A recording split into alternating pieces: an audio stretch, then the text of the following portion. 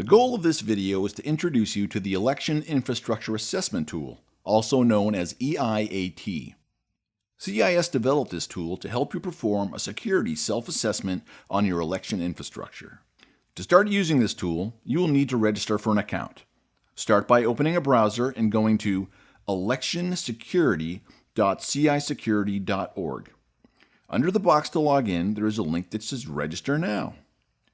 The link will take you to a form that asks for personal and contact information, as well as username and password information necessary to log in to the tool. All accounts require two-factor authentication. While two-factor authentication through email is possible, for security reasons it's discouraged. Please provide a mobile number for the second authentication factor. Once your account is confirmed, go back to electionsecurity.cisecurity.org and enter your username and password. On the next screen, you will be asked for the security code sent to either your mobile phone or email address. After entering the code, you can now access the Election Infrastructure Assessment Tool dashboard. Since the content of the dashboard is largely dependent on the completion of the assessments, we'll explain a bit more about the dashboard in a future training. Before you begin your self-assessment, you will need to identify which of your technology fits into one of two classes: network connected or indirectly connected. Network connected devices are devices that are connected through a network.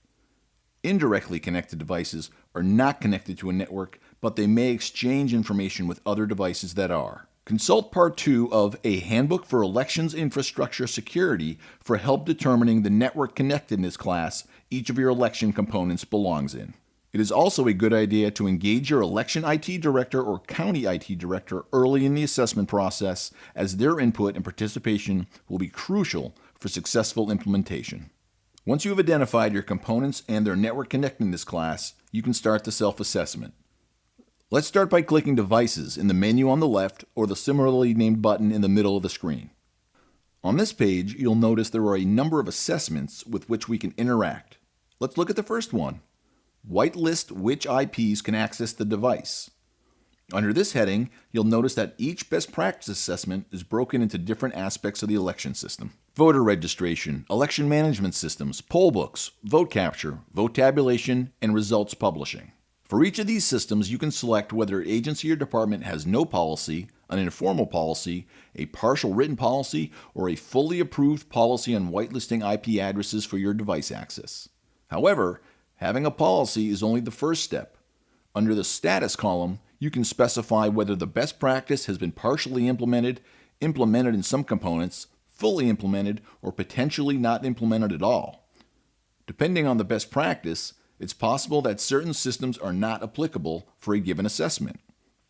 For example, the practice, use trusted certificates for any publicly facing website, isn't applicable for your voter capture system. For that system, the status would be set to Not Applicable, and you can skip selecting a policy for that system. In each best practice, there is an area for specific implementation notes, which will be saved along with the assessment. To help you complete the assessment, at the bottom of the assessment block, there are 3 tabs: Description, which describes the best practice, why it's important, and how to implement it; CIS Control and Guidance, which lists the relevant CIS controls to this practice; and Top Resources, which contains helpful information and links that may help with implementation. After completing the best practice assessment, click the Save Response button on the right side. After saving, you'll notice a colored circle to the left of the assessment you saved. These circles signify the various states of the best practice assessment. A green circle means all best practices are fully implemented. A red circle means at least one best practice is not implemented. An orange circle means at least one best practice is partially implemented. A yellow circle means at least one best practice is implemented on some systems. A blue circle means at least one best practice response has not been submitted, and a gray circle means all best practices are not applicable. These indicators provide an instant view of the progress of the assessment and which best practices may need additional attention. In future videos, we'll discuss the dashboard, how the assessments are scored, and how to create an action plan based on what you learned.